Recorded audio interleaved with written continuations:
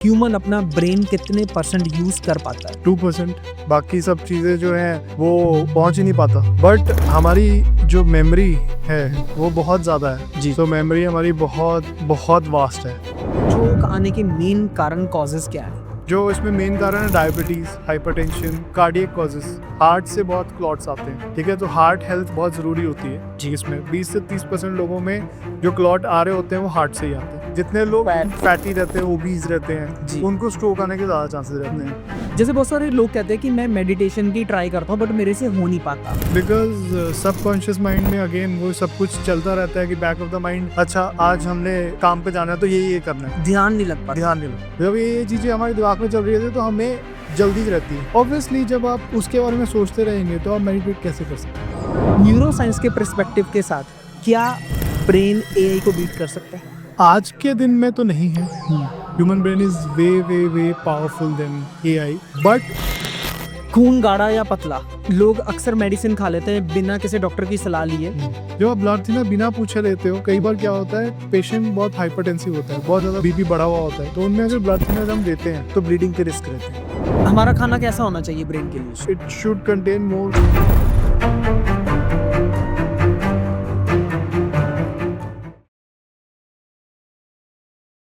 Hello doctor Ishan Goyal, welcome to our podcast. Thank you RD ji, आप कैसे हैं? बढ़िया, आप बताइए। बहुत अच्छे। सो आज न्यूरो साइंस, न्यूरोलॉजी, ये चीजें काफी, अब ये कीवर्ड्स आजकल के जमाने में हिट हो रहे हैं। बहुत सारे लोगों की अलग अलग पर्सनैलिटीज होती हैं। क्या ये पर्सनैलिटीज हमने बनाई हैं या ये नेचुरली उनमें थी? जैसे हम बात करते हैं ये बंदा इंट्रोवर्ट है, ये एक्सट्रोवर्ट है, ये एम्बीवर्ट है, ये कैसी पर्सनैलिटीज है? देखिए ये जो पर्सनालिटीज होती हैं एक आपने खुद भी देखा होगा, जैसे फादर होता है उसका बेटा थोड़ा बहुत उसके जैसा दिखता भी है और उसकी पर्सनालिटी भी थोड़ी बहुत उसके जैसी मैच करती है। जी। ये आपने देखा हो, या मदर से मैच करती है, फादर से मैच करती है। तो इसमें हेरिडिटरी फैक्टर्स डेफिनेटली कंट्रीब्यूट करते हैं, बट साथ के साथ हमारे घर का एनवायरनमेंट क्या है। जी। अब आपने देखा होगा जैसे पंजाबी लोगों में एक जो बच्चे होते हैं वो थोड़े से ज्यादा, हम कह सकते हैं, एक्सट्रोवर्ट रहते हैं, है ना। एक कुछ फैमिलीज होती हैं जिसके अंदर बच्चे थोड़ा इंट्रोवर्ट ही निकलते हैं, बट वो माइंड से बहुत शार्प होते हैं। जी। ठीक है। तो ये हेरिडिटी के साथ साथ आपका माहौल कैसा रहता है, घर का माहौल कैसा है, और आसपास के लोग जी। क्या लेबल करते हैं उसको, उसके भी वो दिमाग में सबकॉन्शियसली बैठ जाता है। धीरे धीरे करके उसको लगता है कि मैं तो इंट्रोवर्ट ही हूँ जी। And he starts acting like it. तो ये बहुत सारी चीजें हैं जो इसमें मैनेज करती हैं। बट वही है कि अल्टीमेटली बच्चे को हम कैसे ब्रिंग अप कर रहे हैं इन लेटर स्टेजेस, कैसे वो बड़ा हो रहा है या बच्चा कैसे बड़ा हो रहा है, उस पर बहुत चीजें, सब चीज डिपेंड करती है। इंट्रोवर्ट होगा, एक्सट्रोवर्ट होगा या एम्बिवर्ट होगा। जी। जैसे एक बच्चा अपने आप को कब पहचानना शुरू करता है कि मेरी पर्सनैलिटी ये है, मैंने ऐसे बिहेव करना है, ऐसे एक्ट करना है, वो उसको कैसे सिग्नल्स मिलते हैं कि वो अपने आप को पहचान पाता है? सो आपने देखा होगा सबसे ज्यादा बच्चों में चेंजेस आते हैं टीनेज लाइफ में। जी। ठीक है, जब वो 12 साल टच करते हैं, 13 साल टच करते हैं, तो उसी टाइम पे बच्चा अपनी पर्सनालिटी को डेवलप करना स्टार्ट करता है। मैक्सिमम पर्सनालिटी उस टाइम पे डेवलप होती है। पहले भी डेवलप होती है धीरे धीरे इन इन फॉर्मेटिव ईयर्स, लाइक जो 12 ईयर्स तक होती है। उसमें बच्चे को इमोशंस जो होते हैं वो बहुत ज्यादा अच्छे वाले इमोशंस होते हैं, हैप्पीनेस, जी। सैडनेस, या बहुत ज्यादा जैसे एंजाइटी, स्ट्रेस है, ये सब नहीं आते 12 साल की उम्र से पहले। तो ये सारी चीजें तब आती हैं, तो तब बच्चे को ये सारी चीजें हिट करती हैं। जब वो हिट करती हैं तो वो उसको, जो एक हमने 12 साल तक बच्चा हमने डेवलप किया है, वो चीजें कई बार चेंज भी हो जाती है because of the society pressure, because of the things he is perceiving in his daily life. तो बच्चे के जो पर्सनालिटी है वो डेवलपमेंट एवरी डे होती है एंड एवरी ईयर वो चेंजेस आते रहते हैं। Ultimately when you become an adult, that is when you have a strong personality, which is very difficult. धीरे धीरे करना उसको, डिफिकल्ट चेंज करना बड़ा डिफिकल्ट हो जाता है फिर। क्या ये पर्सनैलिटीज शिफ्ट भी होती हैं? फॉर एग्जाम्पल, अगर पहले बच्चा जो है वो इंट्रोवर्ट था, सर्टेन एज के बाद हम्म। वो एक्सट्रोवर्ट हो गया, हम्म। क्या ये पर्सनैलिटी शिफ्ट्स भी आते हैं? अगर आते हैं तो ये क्यों आते हैं? सो इंट्रोवर्ट और एक्सट्रोवर्ट जो शिफ्ट्स आते हैं वो जनरली विद डिफरेंट इमोशंस आते हैं। जैसे कई बार आपने देखा होगा बच्चे या बड़े डिप्रेशन में चले जाते हैं, जी, है ना? तो जब वो डिप्रेशन में चले जाते हैं, जो एक्सट्रोवर्ट एक बंदा था वो एकदम टोटली इंट्रोवर्ट हो जाता है because he does not feel like doing anything, जी, है ना? पहले जो वो सब चीजें कर रहा था अब वो उसको मन ही नहीं करता है वो सब चीजें करने में, तो इंट्रोवर्ट बन जाता है पेशेंट या बच्चा। जी, वो क्यों होता है? क्योंकि एक्सटर्नल फैक्टर्स बहुत ज्यादा हावी हो जाते हैं ब्रेन के ऊपर। तो एक्सटर्नल फैक्टर्स जब हावी होंगे तो पेशेंट जो है या बच्चा जो है वो डेफिनेटली चेंज करेगा अपनी पर्सनालिटी। उसमें फिर हमें हेल्प करनी पड़ती है उसको कि ताकि वो ठीक हो। डॉक्टर साहब अक्सर लोग रात को सो नहीं पाते, दिन को उनको नींद आती है, इसे एक टर्म कहते हैं insomnia. So what is this, ये क्या चीज है? क्योंकि मैंने पहली बार इस वर्ड का जिक्र हुआ था हमारी लाइफ में जब हम स्कूल में थे, तो एक सिंगर है एनरिके इग्लेसियस, उसकी एल्बम आई थी, तो मैंने तब गौर नहीं किया।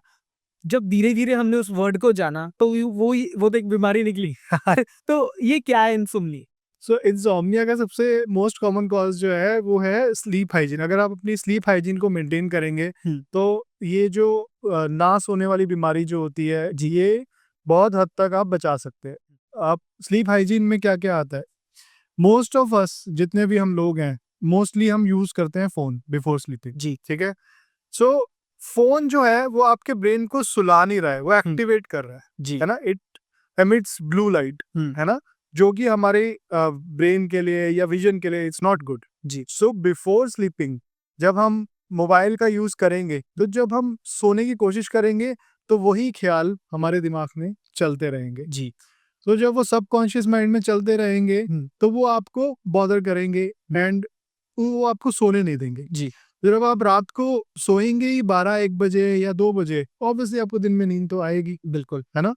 सो दिन में नींद आएगी तो it will be a cycle. दिन में आप सो जाएंगे फिर रात को फिर से नींद नहीं आएगी। जी, जब फिर से नींद नहीं आएगी फिर आप 12-1 बजे सोएंगे, फिर दिन में फिर से स्लीपीनेस रहेगा। जी, तो ये एक साइकिल बन जाती है।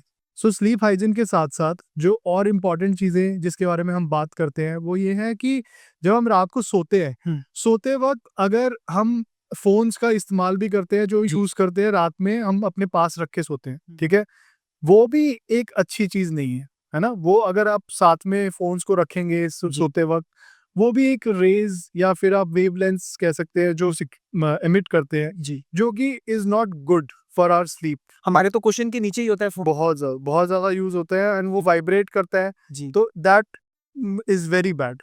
वो बहुत हार्मफुल है हमारे। बहुत हार्मफुल है। और कुछ लोग आपने देखा होगा रात को बहुत खराटे मारते हैं, सरारिंग होती स्नोरिंग बहुत होती है ना? देखते हैं आप। जी, सो स्नोरिंग जब होती है रात में, तो जब वो स्नोर करते हैं तो उनकी स्लीप प्रॉपर नहीं होती। वो क्या होता है कि रात को सोते हैं वो एकदम खराटे मार के उठ जाते हैं, बैठ जाते हैं, फिर हाँ जोर जोर से सांस इनहेल एक्सहेल करते हैं। फिर वो रात को प्रॉपर स्लीप नहीं लेते और सुबह उठ के जब पूरा दिन स्लीपी रहते हैं, जी, उस बीमारी को हम बोलते हैं ऑब्स्ट्रक्टिव स्लीप एपनिया। तो वो भी एक बीमारी होती है जो कि बहुत कॉमनली मिलती है, जी, है ना, एडल्ट्स में। सो जिसके बारे में लोगों को पता ही नहीं है। क्या ये स्नोरिंग भी एक बीमारी है? स्नोरिंग इज नॉट अ बीमारी, स्नोरिंग से ऐसा कुछ नहीं है, लेकिन अगर उसकी वजह से आपकी नींद डिस्टर्ब हो रही है then it's a disease. That means you are out of control. Yes yes. So doctor साहब जैसे ये स्लीप साइकिल डिस्टर्ब हो गया, आपने कहा फोन है, आजकल हर कमरे में हर पर्सन के पास 2-2 फोन है। फॉर एग्जांपल हस्बैंड वाइफ है रूम में, तो 2 फोन हस्बैंड के पास है, 2 फोन वाइफ के पास है। तो दैट मीन्स ये 4 फोन एक ही रूम में रहना और वहां पे सोना, ये ज्यादा डेंजरस नहीं हो गया? सबकॉन्शियस माइंड में आपको चलता रहेगा यार एक फोन तो बजेगा, चारों में से एक फोन तो कोई ना कोई बजेगा। जी, ठीक है। जब आपके पास इतने सारे फोन्स रहेंगे तो रिंग भी ज्यादा होंगी। जी, जितना ज्यादा नॉइज होगा या पोल्यूशन होगा, ये नॉइज पोल्यूशन होगा, उतना आपके सबकॉन्शियस माइंड में चलता रहेगा यार ये कोई ना कोई फोन तो बजने वाला है यार। जी। एंड अदरवाइज या एक फोन यूज किया है या दूसरा देखता हूँ उसमें क्या आ रहा है। तो जितने फोन्स आप अपने पास रखेंगे वो ऑलवेज आपके लिए खराब ही रहेंगे। जी, तो आई थिंक जितना हम इस चीज से अवॉइड कर सकते हैं, आईफोन्स या आईपैड जो हम रखते हैं अपने पास में, जितना उसको दूरी मेंटेन रखें। तो एटलीस्ट आप उठ के जाने की सोचेंगे एक बार 2 बार कि यार जाऊं कि ना, वहां जाके लेके आऊं कि ना, एक्टिविटी तो होगी ना? एक्टिविटी भी होगी और दूसरा आप सोचोगे कि यार जाके लेके आओ कि ना लेके आओ या पड़ा रहने दूं। जी, तो वो भी एक इम्पोर्टेंट चीज है, आप उसको दूर रखिए सो दैट वो एक हेल्प ही करेगा। जी, आपने भी बात करी कॉन्शियस एंड सबकॉन्शियस माइंड की। अक्सर सुना है कि जो कॉन्शियस माइंड है वो हमारा एंजल है, जो सबकॉन्शियस माइंड है वो डेविल है। सो ये टर्म्स कैसे, ये कॉन्शियस सबकॉन्शियस माइंड है क्या? सो कॉन्शियस माइंड जो है, जो हम कॉन्शियस डिसीजन लेते हैं, जो हम सोच समझ के डिसीजन लेते हैं, ठीक है। जैसे हमने ये मैंने जैसे ये यहाँ पे चश्मा पड़ा है तो मुझे उठाना है इसको, तो ये मेरा कॉन्शियस डिसीजन है, ठीक है।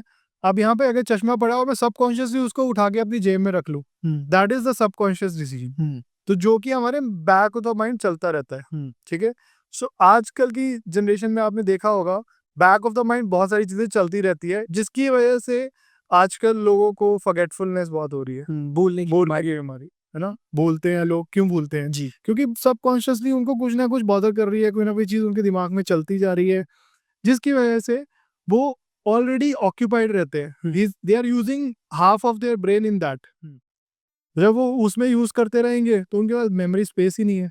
हमारी भी मेमोरी बैंक है, तो उसमें स्पेस ही नहीं रहेगा तो फिर वो यूज ही नहीं होगा। घर में मम्मी अक्सर मेरे को कह देते हैं कि आपको तो इसी एज में भूलने की बीमारी होगी, हम अब जाकर भूलना स्टार्ट हुआ है। ये एज जो आज हमारी एज है, फॉर एग्जांपल 20s है, 30s है, इसमें बच्चे भी ज्यादा भूलने लग गए हैं। ये ज्यादा क्यों होना स्टार्ट हो गया है? सो इसमें देखिए वही मैंने अभी जैसे आपको बताया, सबकॉन्शियस माइंड, ठीक है। जो सबकॉन्शियस माइंड है उसमें पहले बच्चों में हमने कभी नहीं देखा कि ये स्ट्रेस, एंजाइटी, इस तरह की प्रॉब्लम्स हो। जी। ये कहाँ से आ रही है? ये पेरेंट्स से ही आ रही है, या हम उन्होंने सुना है इस बारे में, क्योंकि ये सब लोग जानने लग गए हैं इसके बारे में, आपके आसपास का माहौल। माहौल, है ना। सो अब जैसे बच्चे ये बात सुनते हैं, ठीक है, तो उसी में ढल जाते हैं, ठीक है।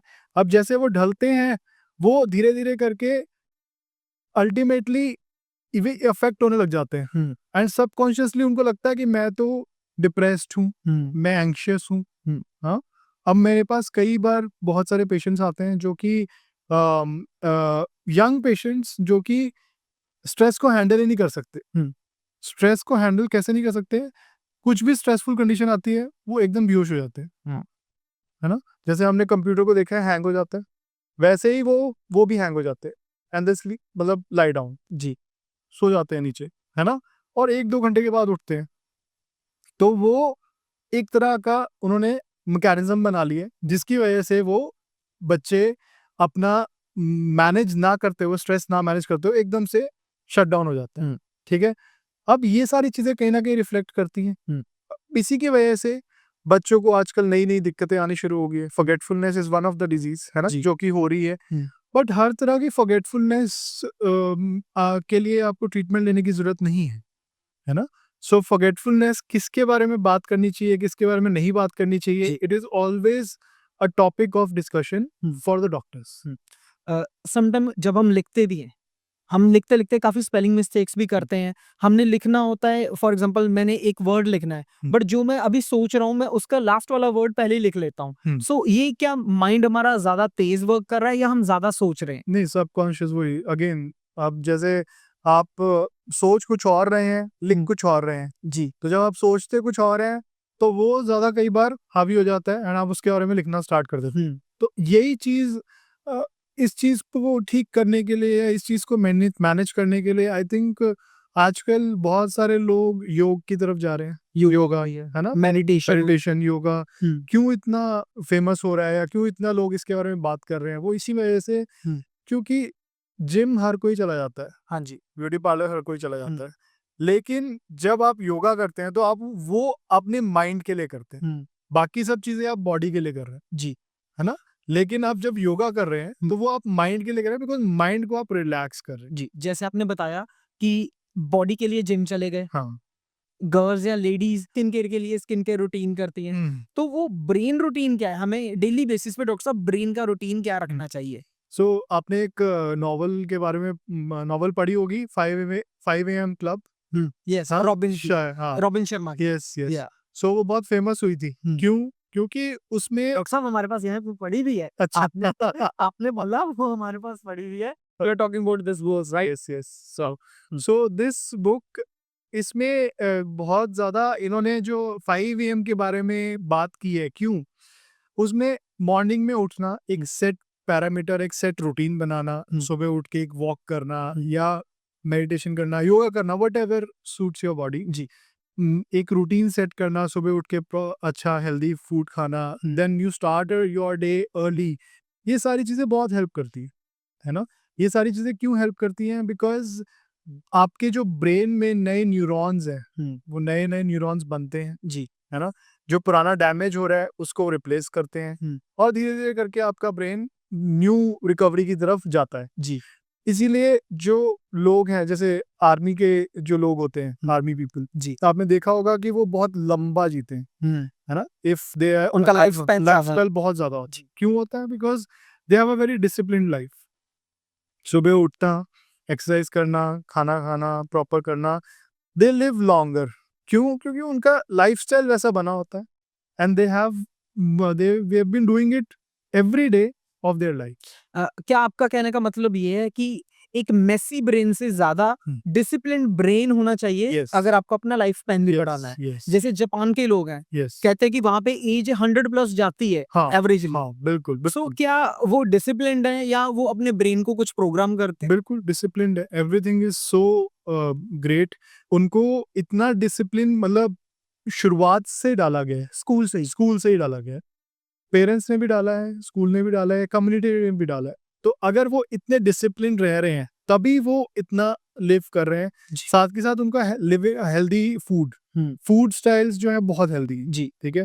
सो वो बहुत डिपेंड करता है। अगर हमारा खाना कैसा होना चाहिए ब्रेन के लिए? सो हमारा खाना जो है it should contain more green leafy vegetables, ठीक है। इसके साथ में यू कैन हैव नट्स थोड़ा, जैसे आलमंड्स बोलते हैं हमारे सारे घर में मम्मी पापा सब लोग आई थिंक आलमंड्स के पीछे तो पड़े रहते हैं। अकल आती है, वो तो सबके लिए बहुत जरूरी है। इसमें आती है, हाँ हाँ आती है, बिल्कुल आती है। बिकॉज उसमें ऐसे इंग्रेडिएंट्स हैं जैसे ओमेगा 3 फैटी एसिड्स हैं, विटामिन ई है, ये सारा हमारे ब्रेन को बूस्ट करते हैं। सो डेफिनेटली ये सब चीज़ें हमें इंकॉर्पोरेट करनी चाहिए जी अपने लाइफस्टाइल में। ये सारी चीज़ें जो हमारे बड़े बुजुर्ग बोलते हैं, गलत नहीं बोलते हैं, ये सही चीज़ें हैं। ਉਹ पंजाबी में कहावत है कि सियाने दा किया ते औले दा खादा बाद ही पता लगता। दैट मींस जो हमारे बुजुर्ग कहते थे वो आज राइट है, चीजें वो सारी चीजें राइट है। आप बुक रीडिंग के बारे में बात कर रहे थे, क्या बुक रीडिंग रूटीन में डालनी, डेली कुछ ना कुछ रीड करना हमारे ब्रेन को शांत करता है, Yes. रिलैक्स करता है? Yes definitely.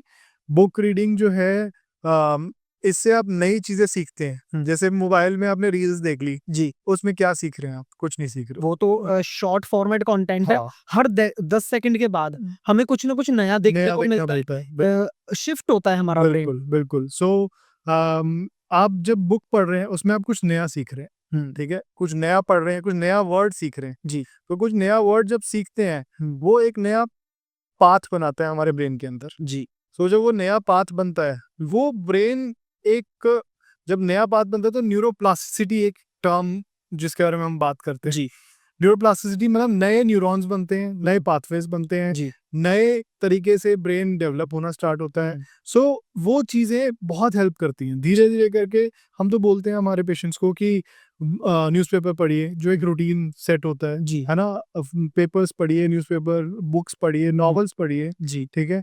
Sudoku, puzzle games, ये सब खेलिए। सो इससे सारों से क्या होता है, ब्रेन हमारा बहुत ज्यादा स्टिमुलेट होता रहता है। जैसे बोर्ड गेम्स हैं, आप डिस्कस कर रहे हो, या प्ले स्टेशन है, बच्चे गेम्स खेलते हैं। Play station I don't think, because play station में क्या है, स्क्रीन यूटिलिटी बहुत ज्यादा है ना जी। सो उसमें आप ब्रेन को स्टिमुलेट नहीं कर रहे हैं, you are just playing the game in front of the TV and TV is also harming you, ठीक है जी।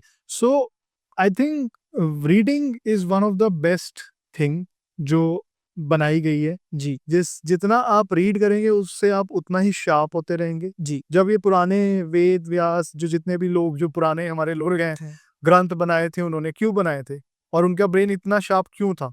क्योंकि वो पढ़ते थे और वही चीज वो लिखते थे और सोचते थे जी, है ना। वही चीज important, reading and writing. Neurons की बात हो रही है, अभी बहुत साल पहले एक ट्वीट हुआ, उसमें इलॉन मस्क ने न्यूरोलिंक के बारे में बताया कि अब आने वाले समय में बंदों के, इंसान के अंदर एक चिप फिट होगी और वो ब्रेन को प्रोग्राम करेगा। ये क्या चीज है? क्या आने वाले समय में एक चिप हमें ऑपरेट करेगी? सो देखिए, इस पे ना बहुत सारी स्टडीज चल रही हैं, बहुत सारी चीज़ें आ रही हैं। देखो, जब हम कोई भी ड्रग हमारे, जैसे हम पैरासिटामोल खाते हैं आज के दिन में, सो पैरासिटामोल पहले जब आई थी, उस पे पहले स्टडी हुई, जी। वो लोगों पे इस्तेमाल की गई। हम्म। जब लोगों पे इस्तेमाल की गई, फिर एक थर्ड ट्रायल हुआ जो बड़े सारे लोगों पे हुआ, हम्म। तब देखा गया ये सेफ है, तब जाके वो मार्केट में आई। जी।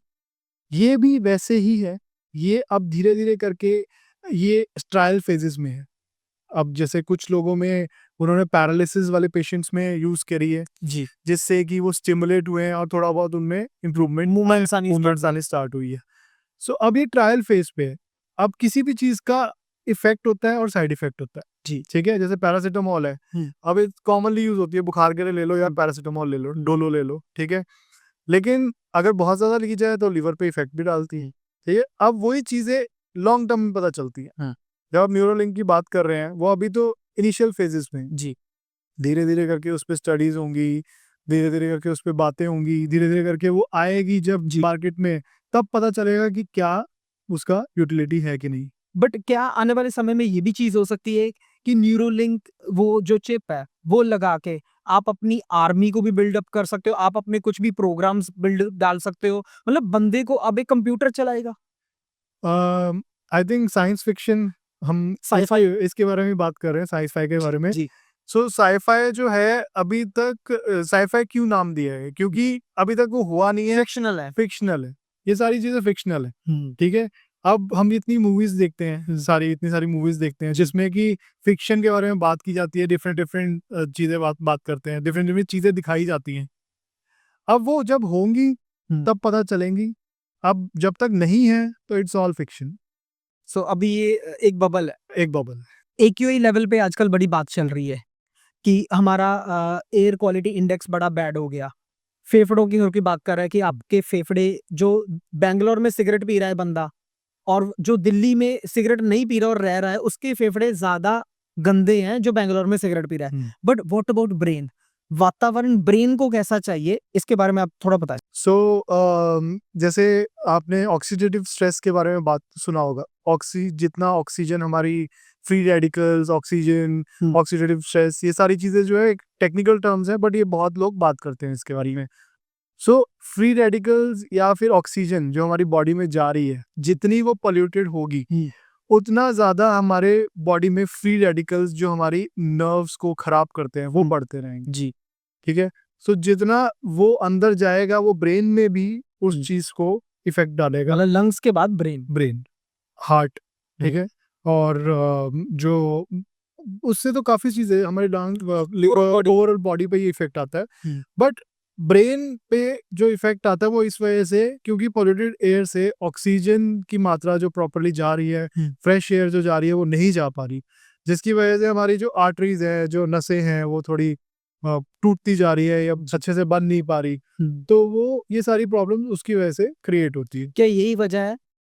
एक समय था स्ट्रोक जो आते थे वो बंदों को एक सर्टेन एज के बाद आते थे, 40 प्लस या 50 प्लस में आते थे। आज यंगस्टर्स को भी स्ट्रोक आ रहे हैं। बहुत कॉमनली। मेरे पास अभी 2-2.5 साल की बच्ची आई थी जिसको स्ट्रोक आया हुआ है। 2-2.5 साल की? हाँ, 2.5 साल की एक्चुअली। सो अगर 2.5 साल की बच्ची में स्ट्रोक आ सकता है, सो किसी में भी आ सकता है। सो डॉक्टर साहब, ये रीजन क्या रहा इसका? सो कई बार हेरिडिटी फैक्टर्स भी होते हैं, बहुत सारे जेनेटिक फैक्टर्स होते हैं जिसके बारे में हम बात यहाँ नहीं कर सकते।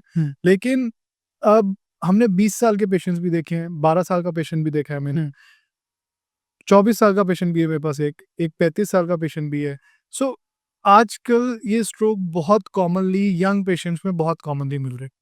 उसमें ज़्यादातर जो प्रॉब्लम्स आती है वो एक तो जेनेटिक फैक्टर तो होते ही हैं, ठीक है। जेनेटिक फैक्टर में कितना खून गाढ़ा है, पतला है, क्या है, जी, ठीक है।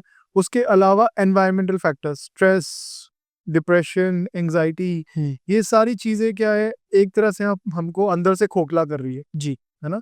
हमारे बॉडी को खोखला कर रही है, हमारे ब्रेन को खोखला कर रही है, जी, हमारे रीजनरेशन पावर को, ब्रेन की, उसको खोखला कर रही है। जी।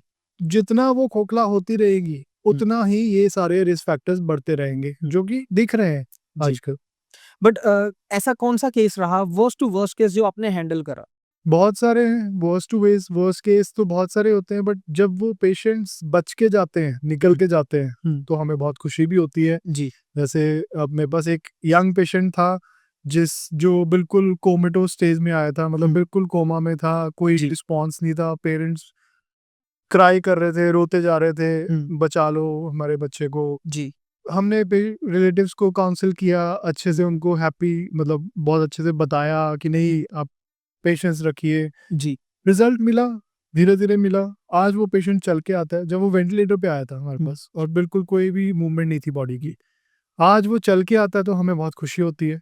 मीन्स पेशेंट्स के साथ साथ आपको फैमिली को भी काउंसलिंग बहुत ज्यादा, बहुत ज्यादा। खून गाढ़ा या पतला, लोग अक्सर मेडिसिन खा लेते हैं बिना किसी डॉक्टर की सलाह लिए। कुछ मेडिसिन मिलती है जो खून पतला करती हैं। क्या पहले तो ये बिना सलाह लिए खानी चाहिए? सेकंड, क्या इनसे भी स्ट्रोक का खतरा बन सकता है?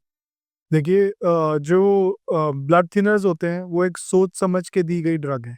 ऐसे कोई भी किसी को अपनी मर्जी से नहीं लेना चाहिए। मैंने आजकल मैंने बहुत पेशेंट्स देखे हैं जिसमें वो बोलते हैं कि हम एक दिन छोड़ के ले लेते हैं ना, बिना बिना किसी की सलाह। बिना किसी की सलाह लेके, है ना।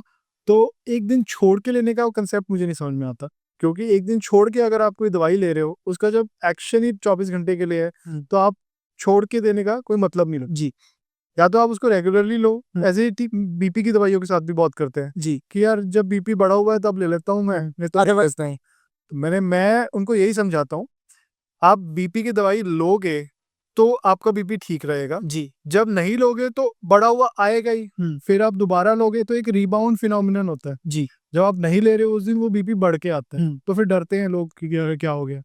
ठीक है, अब ऐसे ही इकोस्प्रिन या कोई भी ब्लड थिनर्स के साथ होता है। जी जब आप ब्लड थिनर बिना पूछे लेते हो, कई बार क्या होता है, पेशेंट बहुत हाइपरटेंसिव होता है, बहुत ज्यादा बीपी बढ़ा हुआ होता है, तो उनमें अगर ब्लड थिनर्स हम देते हैं तो ब्लीडिंग के रिस्क रहते हैं। तो स्ट्रोक जो होते हैं दो तरह के होते हैं, एक होता है जिसमें क्लॉट फंस जाता है, एक होता है जिसमें हमारी नस फट जाती है। जी तो अगर क्लॉट फंसता है उसमें इकोस्प्रिन हेल्प करती है, अगर फट रही है तो उसमें आप इकोस्प्रिन लेंगे तो और ब्लीडिंग होगी, जी है ना। सो आई थिंक बिना किसी की सलाह लिए अगर हम ये सब चीजें कर रहे हैं वो गलत है। बट ये स्ट्रोक आने के मेन कारण कॉजेस क्या है? हमने अभी तक बहुत सारे कारणों के बारे में ऑलरेडी बात कर ली है, लेकिन जो इसमें मेन कारण है diabetes, hypertension, cardiac causes, heart से बहुत क्लॉट्स आते हैं। ठीक है, तो हार्ट हेल्थ बहुत ज़रूरी होती है जी। इसमें 20 से 30% लोगों में जो क्लॉट आ रहे होते हैं वो हार्ट से ही आते हैं, तो हार्ट हेल्थ मेंटेन करना बहुत ज़रूरी है। ठीक है, साथ में वेस्ट टू वेट रेशियो, मतलब कितना मोटापा है। जितने लोग फैटी रहते हैं, ओबीज रहते हैं, जी उनको स्ट्रोक आने के ज़्यादा चांसेस रहते हैं। आपका लाइफस्टाइल कैसा है, आप एक्टिव हैं, आप एक्सरसाइज कर रहे हैं, नहीं कर रहे हैं, वो बहुत ज़रूरी है, वो भी बहुत बड़ा रिस्क फैक्टर है। स्मोकिंग बहुत बड़ा रिस्क फैक्टर है, smoking and drinking. Drinking to some extent is okay, but if you are drinking too much वो भी एक बहुत बड़ा रिस्क फैक्टर है। जी ये ड्रिंकिंग में क्या टर्म्स हैं? कोई बंदा कहता है जी मैं तो डेली का एक पैग लगाता हूँ, एक ड्रिंक पीता हूँ, तो मैं एक अच्छी ड्रिंक पी रहा हूँ, एक अच्छा लाइफस्टाइल बिल्ड कर रहा हूँ।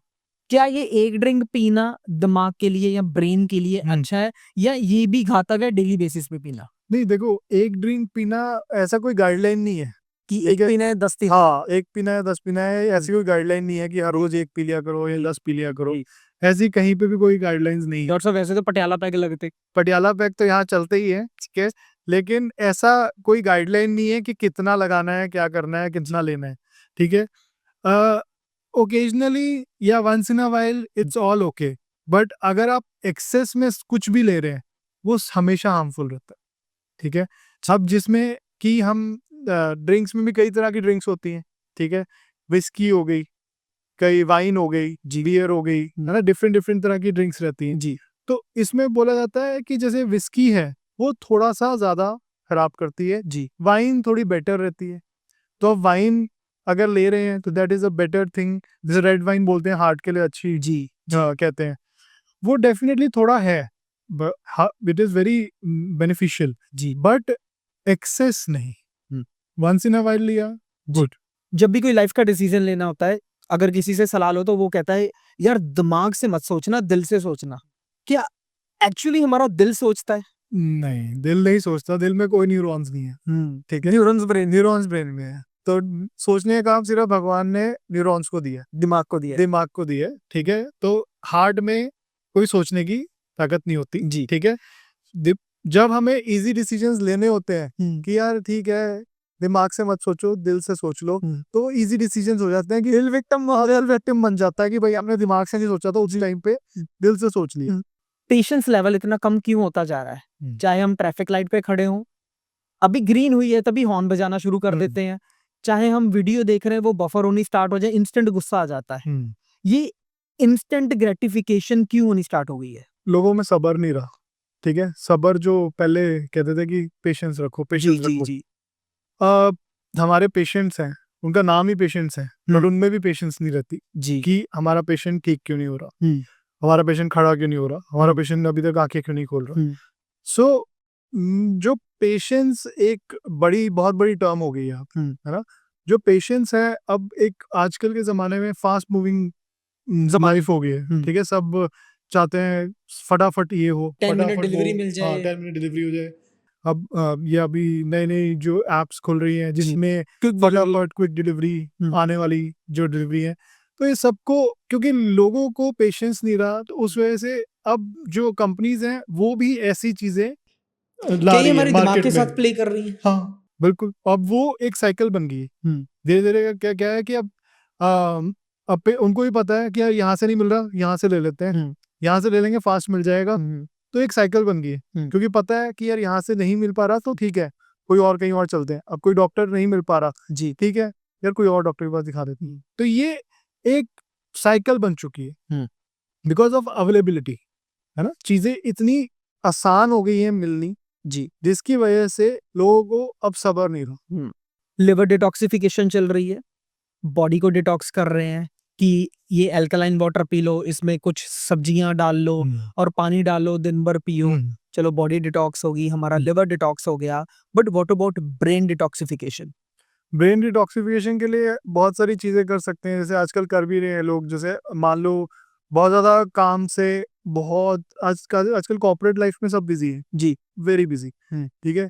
अब जैसे कॉर्पोरेट लाइफ में जब वो बहुत बिजी हो जाते हैं, एक टाइम आता है यार अब मन करता है फोन बंद करूं निकल जाऊं कहीं पे जी। तो वो क्यों, वो ये डिटॉक्सिफिकेशन ही है। क्योंकि अगर आप जब फोन बंद कर रहे हो जी और एक वेकेशन पे जा रहे हो तो आप अपने ब्रेन को डिटॉक्सिफाई कर रहे हो, ठीक है।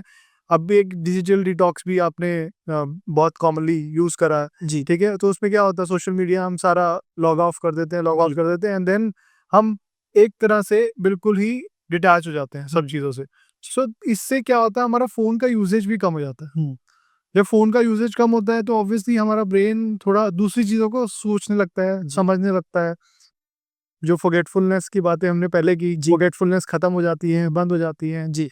लोग बाहर जाके आते हैं 5 दिन 6 दिन अपना फ़ोन बंद कर देते हैं कि भाई मेरे को नहीं सुनना, कुछ नहीं करना जी। तो वो चीज़ें क्यों करते हैं, क्योंकि आजकल इतनी फास्ट मूविंग जनरेशन हो गई है। जेन ज़ी एक बहुत बड़ा टॉपिक भी है। सो बहुत ज़्यादा ये उससे क्या होता है, जब हम जाते हैं किसी वेकेशन पे जाते हैं तो हमारी बॉडी में डोपामिन सिक्रीट होता है। सो डोपामिन क्या होता है, it's like a hormone which gives us pleasure, ठीक है। सो कई बार लोग प्लेजर के लिए अल्कोहल यूज करते हैं, एक साइकिल बन जाती है उनके लिए। तो वो क्यों होता है, क्योंकि it keeps on secreting dopamine in our body. जो प्लेजर है उसके लिए लोग कुछ भी करते हैं। अब आपको प्लेजर के लिए, जैसे आपने फोन बंद कर दिया, वो आपको प्लेजर दे रहा है तो then you do it. Travel करना है, ट्रैवल कर रहे हो, वो आपको प्लेजर दे रहा है, डू इट। जैसे ये डोपामीन है वैसे एक सेरोटोनिन है, ये डोपामीन और सेरोटोनिन में फर्क क्या है? सो डोपामिन जनरली हमारी बॉडी में तब सिक्रीट होता है, जैसे अभी मैंने बताया, कि जब हम प्लेजर मिलता है। जैसे प्लेजर, नहीं नॉट हैप्पी, प्लेजर। लाइक हम कोई लोग स्मोकिंग करते हैं, चेन स्मोकर्स बनते हैं जी, क्यों? क्योंकि उनकी बॉडी में डोपामिन सिक्रीट होता रहता है। They feel they have this pleasure कि हम ये करेंगे तो शायद हम हैप्पी रहेंगे या प्लेजर हमें मिलता रहेगा जी, ठीक है। सो देन अल्कोहल कंजम्पशन वो भी एक तरह से हमारी बॉडी में डोपामिन सिक्रीट करता है, तो इससे लोग को प्रेशर मिलता है and they keep doing it in a cycle जी, ठीक है। अब सेरोटोनिन जो है, वो serotonin generally is the happy hormone. So happiness के लिए हमारे को सेरोटोनिन की जरूरत पड़ती है जी। तो जब हम हैप्पीनेस की बात करते हैं, उसमें कुछ लोग वर्कोहॉलिक बन जाते हैं, हाँ जी। काम करते रहेंगे, रद्द करते रहेंगे। वो क्यों? क्योंकि उसमें उनको हैप्पीनेस मिलती है, सेरोटोनिन सीक्रेट होता है हमारी जी। बॉडी में, so they keep on doing it.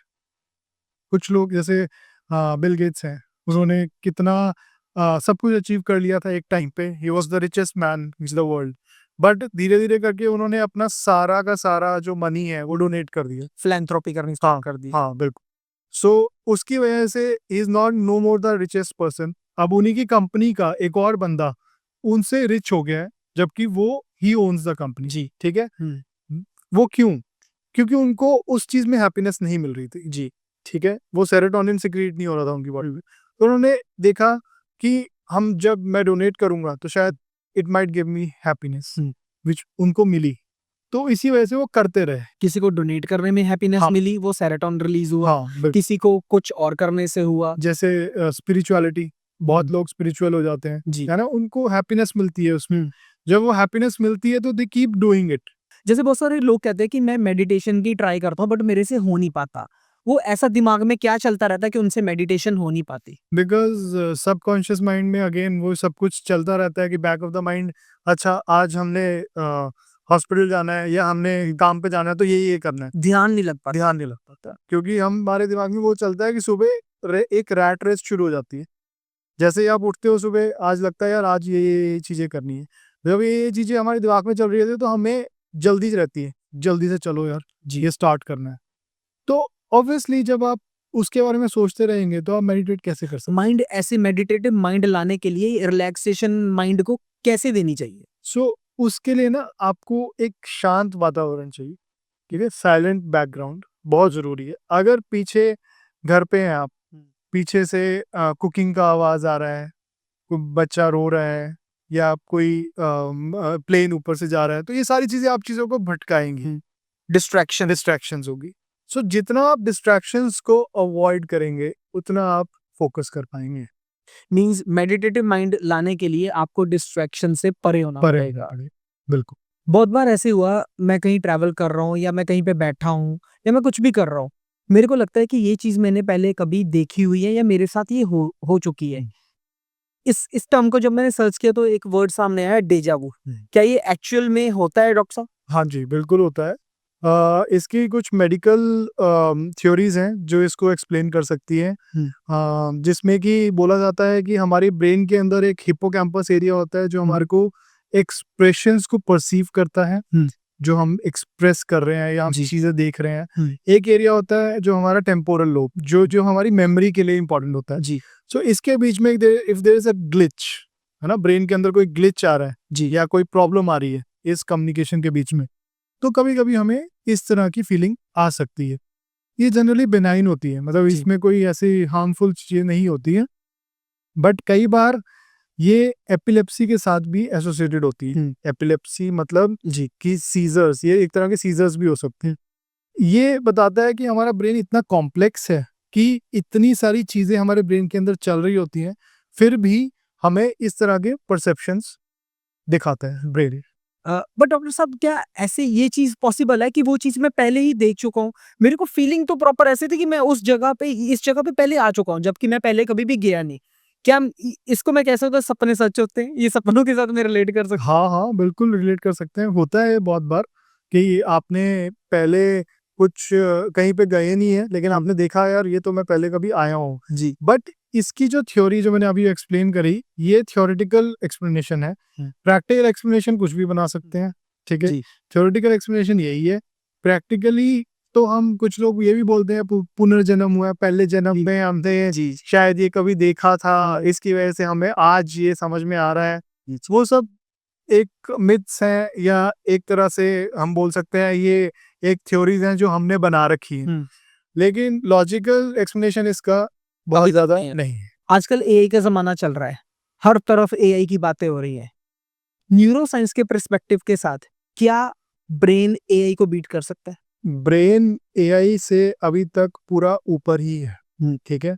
Brain में जितना आप कॉम्प्लेक्स चीज़ें आसानी से कर सकते हैं, वो अभी एआई में नहीं कर सकते। जैसे फ़िक्शन, हमने साइंस फ़िक्शन के बहुत सारी मूवीज़ देखी है, वो वो कौन सी मूवी थी जिसमें टर्मिनेटर, जी जिसमें कि एआई इतनी हावी हो गई थी कि उसने ह्यूमन चीज स्काईनेट आई थिंक हाँ जी जी जी जी सो उसमें ह्यूमंस को उसने सबको मार दिया जी, and जी। ये सब हुआ।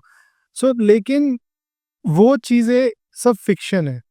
धीरे धीरे करके एआई बहुत प्रोमिनेंट होती जा रही है। जी आज के दिन में तो नहीं है। Hmm human brain is way way way powerful than AI, but definitely जब एआई इतनी इवॉल्व हो जाएगी धीरे धीरे करके, जब उसमें डाटा भरा जाएगा जी जितना कि जितना ह्यूमन ब्रेन में सब कुछ है, हम्म वी डोंट एवर नो। जी मेरा आने वाले समय में एआई रूल कर सकता है। जैसे स्कूल्स में भी आजकल एआई यूज होना स्टार्ट हाँ। हो गया है। बच्चे अपना होमवर्क तक एआई से करवा लेते हैं। हम्म। बट क्या ये एआई यूज करना छोटी एज में, कम एज में ब्रेन को डैमेज कर सकता है? बहुत ज्यादा, क्योंकि आप उस पर डिपेंडेंस होते जा रहे हैं। अभी हम ही कई बार हमें कोई डाउट होता है तो हम आई थिंक ये एप्लीकेशंस जो परप्लेक्सिटी या चैट जीपीटी है उस पे यूज करना शुरू कर देते हैं कि देख लेते हैं यार, इसमें देख लेते हैं क्या है। जी। गूगल भी यूज करना ही छोड़ ये दिया हम हमने। खुद पे ही डाउट करना हाँ, स्टार्ट कर रहे हैं। खुद पे डाउट करना स्टार्ट कर, हम्म, तो अब डिपेंडेंट हो गए हैं। हम्म। अब ब्रेन पे ध्यान ही नहीं देते, यार छोड़ यार, क्यों दिमाग लगाना, हम्म। देख ले, उस पे देख जी। ले। तो अब अगर यही चीज इंटू 10 करोगे या 100 करोगे, इंटू 1000 करोगे, जिसमें धीरे धीरे करके हम इतने डिपेंडेंट हो जाएंगे कि हम उसी को ही यूज करने लग जाएंगे, तो ऑब्वियसली हमारा ब्रेन रिसीड करता रहेगा एंड एआई पावरफुल होती रहेगी। थोड़ा सा बैक ऑफ द टाइम जाते हैं। जैसे पहले अगर किसी को किसी चीज के बारे में रिसर्च करनी होती थी तो वो लाइब्रेरी जाता हम्म। था। फिर धीरे धीरे गूगल आ गया। फिर बंदा गूगल पे वो चीजें मल्टीपल वेबसाइट खोल के मल्टीपल आर्टिकल्स रीड करता था। बट आज ऐसा जमाना आ गया कि सिर्फ चैट जीपीटी या कोई भी ऐसा एआई टूल खोला, उससे पूछा, उसने सारी डिटेल आपको बता दी। बिल्कुल अब जहां पे हमारा रिसर्च पार्ट था वो तो जीरो हो गया। बिल्कुल। अब आजकल रिसर्च भी एआई से पूछ के मुझे हो रही है ना। अगर आपको मैंने अभी एक इंस्टेंस बताऊंगा। मेरा कोई नोन था, लॉयर है, ठीक है। उनका कोई केस था, कहीं जी। फंसा हुआ था। जी उन्होंने अपने केस के बारे में पूरा एआई से पढ़ लिया कि चलो उसके बारे में पढ़ लिया। तो उन्होंने ऐसे ऐसे एग्जाम्पल्स कोट किए जज के सामने जो कि कभी हुए ही नहीं थे, ऐसे केसेस बताए। जी तो जज ने पकड़ लिया उसको कि भाई ये क्या बोल रहे हैं आप, कहाँ से बोल रहे हैं। तो धीरे धीरे करके जब उससे पूछा गया तो उसने बताना पड़ा कि भाई एआई से पढ़ा हमने और वो करा। तो दिस इज नॉट गुड। हम अपना ब्रेन कहाँ इस्तेमाल कर रहे हैं, कुछ भी नहीं कर रहे। हम सारा कुछ वहां से ढूंढ के उसमें इनपुट डाल रहे हैं और लगा देते हैं। वो अच्छी चीज नहीं है। आपके पास भी पेशेंट्स आते होंगे, वो आपको दिखाते होंगे, देखो डॉक्टर साहब चैट जीपीटी ने तो मेरे को ये कहा। हाँ हाँ बिल्कुल आते हैं, फिर बिल्कुल वो तो आते हैं। डॉक्टर वर्सेस एआई हो गया। बिल्कुल हो गया, बिल्कुल हो गया। अभी तक तो हम हावी हैं, देखते हैं। बट आपको इन चीजों पे गुस्सा नहीं आता कि ये मेरे को सिखाने आ गए हैं? नहीं देखो क्या है कि कुछ कुछ चीजों में एआई बहुत अच्छा हेल्प कर रही है हम लोगों को, मेडिकल साइंस में भी। लेकिन वो कभी हमारे को हावी नहीं हो सकती, बिकॉज जो हमारा एक्सपीरियंस है, जो हम पेशेंट देख के करते हैं, वो एआई नहीं कर सकती। जी एआई को बताना पड़ेगा कि इसको पेशेंट को ये सिम्टम्स है, अब आप बताओ क्या होगा। ठीक है, वो सिम्टम्स एआई थोड़ा देख रही है, जी वो हम देख रहे हैं, जी। हम परसीव कर रहे हैं, हम एग्जामिन कर रहे हैं किसी एआई फील नहीं ना कर सकता। एग्जैक्टली एआई तो हम जो उसको बता रहे हैं वही चीज है। एग्जैक्ट बट डॉक्टर आपको सामने देख के फील करके आपको वो सारी चीजें बता सकता है। इन्वेस्टिगेशंस देख के बहुत सारी चीजें देखनी पड़ती है, तब जाके हम एक कंक्लूजन पे आते हैं। जी सो अभी तक तो AI is not nowhere according to us, but we never know. Doctor साहब, घर घर की बीमारी, माइग्रेन हो गया जी, हेडेक हो रहा है, ये इतना कॉमन क्यों है? सो हेडेक के बारे में एक चीज बोली जाती है कि पॉपुलेशन में 95% people must have had a headache in his life. ये आई थिंक वेरी कॉमन। 95% लोगों ने एक ना एक बार अपने आप को परसीव किया होगा शायद हेडेक हो रहा है। ठीक है जी सो वो बहुत कॉमन है, ये बहुत कॉमन बीमारी है। क्यों? ये हर तरह का हेडेक माइग्रेन नहीं होता। सबसे पहले इंपॉर्टेंट चीज तो बहुत लोग बोलते हैं कि यार मेरे को तो माइग्रेन हो गया। माइग्रेन की एक प्रॉपर डेफिनेशन है, एक प्रॉपर तरीका है जिससे हम माइग्रेन बोल सकते हैं। तो हेडेक का जो ट्रीटमेंट है वो हम पेन किलर्स लेके कर लेते हैं जी पर माइग्रेन का ट्रीटमेंट बिल्कुल डिफरेंट होता है ना। उसमें ट्रिगर्स होते हैं, बहुत सारे ट्रिगर्स होते हैं जिसके बारे में हमें बात करनी चाहिए। आई थिंक फूड आइटम्स बहुत सारी चीज़ें ट्रिगर करती है, जैसे चीज़ हो गई, चॉकलेट हो गया, पनीर हो गया, आइसक्रीम्स हो गई जी एरेटेड ड्रिंक्स, ये सारी चीज़ें जो है आपके हेडेक्स को ट्रिगर करती है, जी तो इससे अवॉइड करना चाहिए। स्ट्रॉन्ग परफ्यूम्स हो गए, जी ठीक है, बहुत लोग स्ट्रॉन्ग परफ्यूम यूज करते हैं और उसके बाद एकदम से वो कहते हैं मेरे को तो चढ़ गया यार, सिर पे चढ़ गया, जी जी है ना, तो वो हेडेक होता है जी तो वो एक ट्रिगर है उनके लिए, जी ठीक है, वो उनको उस चीज को अवॉइड रखना चाहिए। पानी, ठीक है, डिहाइड्रेटेड रहते हैं, पानी नहीं पीएंगे, कम पानी पीना बहुत जरूरी है, सिडेशन मेंटेन करना, अपने आप को हाइड्रेट, टाइम से खाना ना खाना। टाइम से खाना ना खाना बहुत बड़ा रिस्क फैक्टर है ना, रात को ना सोना, अभी हमने जैसे स्लीप हाइजीन के बारे में बात किया, जी जी तो 6 to 8 आवर्स ऑफ स्लीप बहुत जरूरी रहती है ना, तो ये सारे रिस्क फैक्टर्स हैं जो कि बहुत लोग इस चीज को सही टाइम पे इम्प्लीमेंट नहीं करते या फोकस नहीं करते इनके बारे में, तो वो धीरे धीरे करके वो हेडेक्स माइग्रेन में कन्वर्ट हो जाते हैं, एंड तब जब हो जाते हैं तब फिर वो सीख करते हैं हेल्प। जैसे माइग्रेन है, हेडेक है, आपने हमने इसकी बात करी, ऐसे इसके रिलेटेड लोग कहते हैं जी मेरे को तो एकदम से चक्कर आ गए।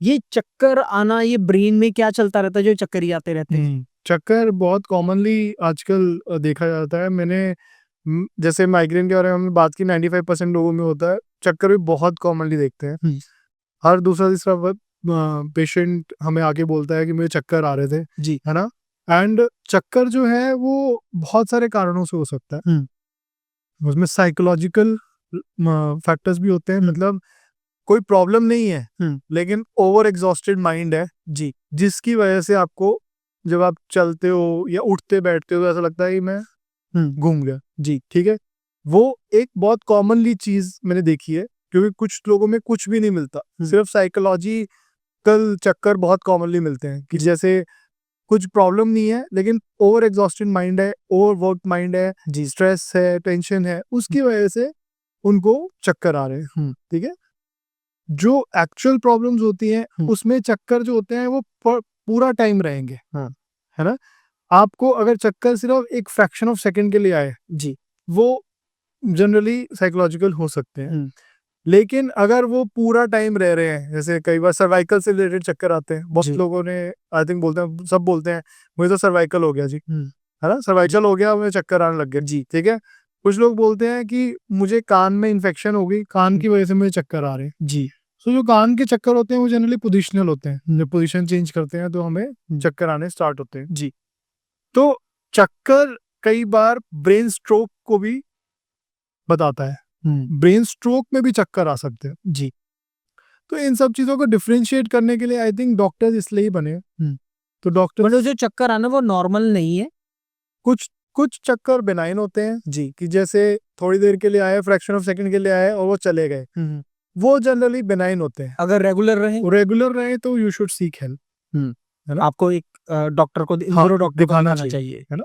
2016 की बात है, मैं जलंधर में था, तो जलंधर में मैं एक मार्केटिंग कर रहा था तब मैं, तो मैं एक मैम के पास गया, मैंने उनको कहा कि आप फ्री हैं? उन्होंने मेरे को एक अच्छा सा आंसर दिया, वो कहते हरमन फ्री था मैं मर के ही होना, तो गल दस की है।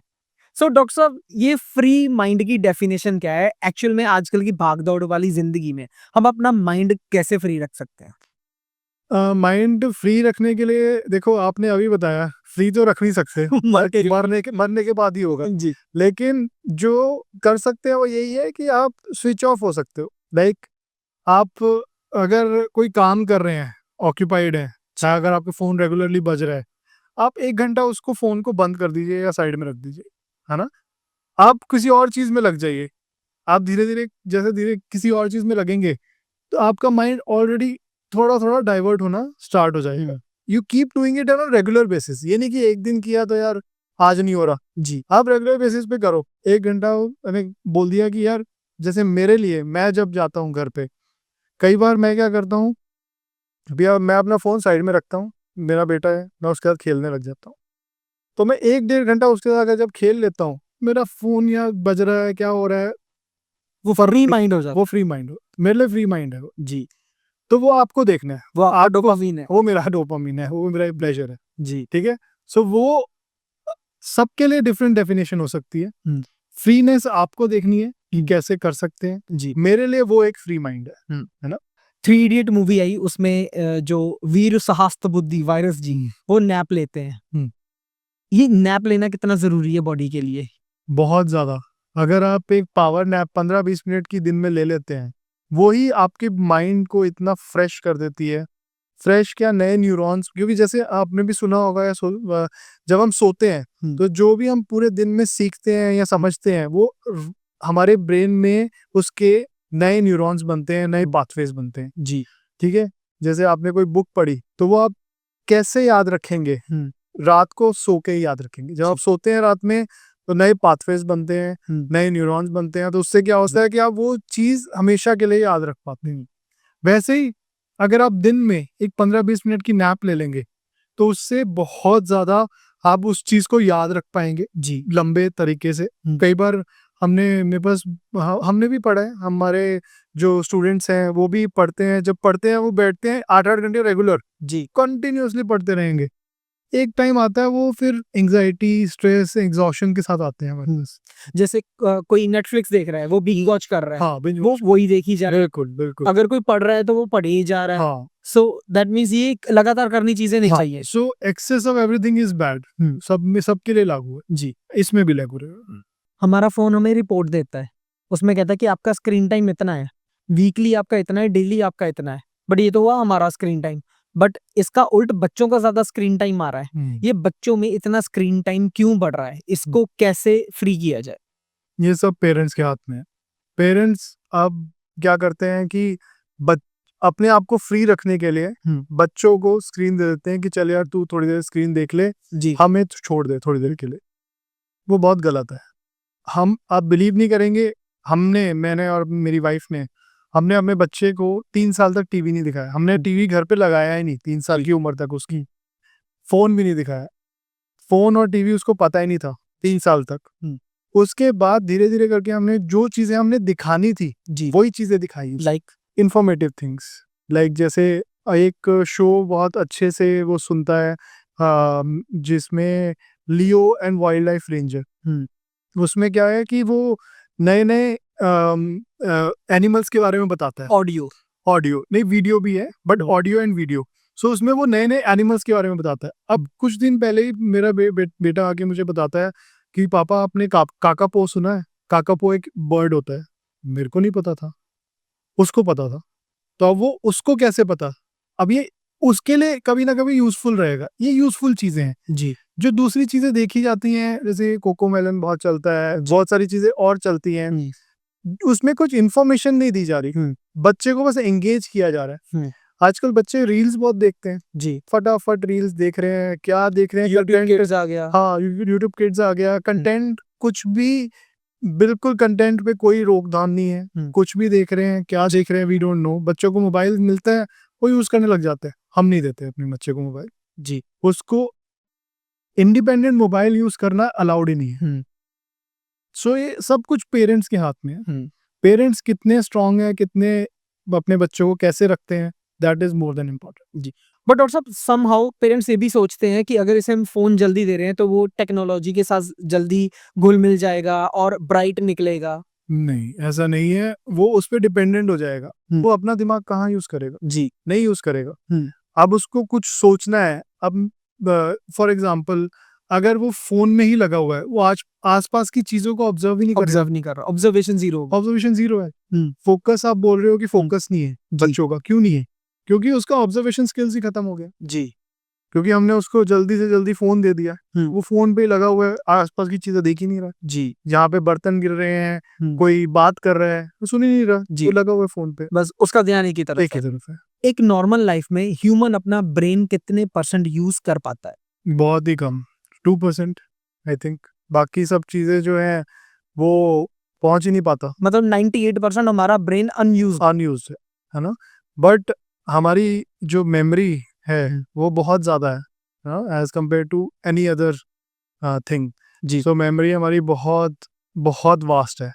लेकिन जो यूज करते हैं हम, एक मूवी भी देखी होगी शायद आप लोगों ने, लिमिटलेस, जी। है ना, या लूसी, जी। हाँ, जिसमें कि वो कुछ दवाई खाता है एंड उससे वो अपना जो 2% ब्रेन की जगह वो 70-80% ब्रेन यूज करने शुरू हो जाता है। तो जब वो करने शुरू करता है तो वो वंडर्स करता है जी है ना। उससे वो सारी चीजें पहले ही परसीव कर लेता है। It is a very interesting movie. जी अब बट उसका भी साइड इफेक्ट्स देखे गए उसने, वो उसका माइंड एग्जॉस्ट होने लग गया। जी ठीक है, तो excess of everything I think it's bad. It's bad, है ना। तो भगवान ने कुछ सोच समझ के ही ऐसा बनाया है, जी उसके साथ खिलवाड़ नहीं करना चाहिए या कुछ प्रॉब्लमैटिक नहीं करना चाहिए। जी doctor Ishank, thank you very much, आप हमारे पॉडकास्ट में आए। आज हमने दिमाग को खोला। हमारा दिमाग ही आई थिंक इस पॉडकास्ट में 2% से ज्यादा यूज हुआ। यस, तो मिलते हैं हम जल्दी दोबारा। Thank you, thanks for your time. Thank you Arushi, thank you.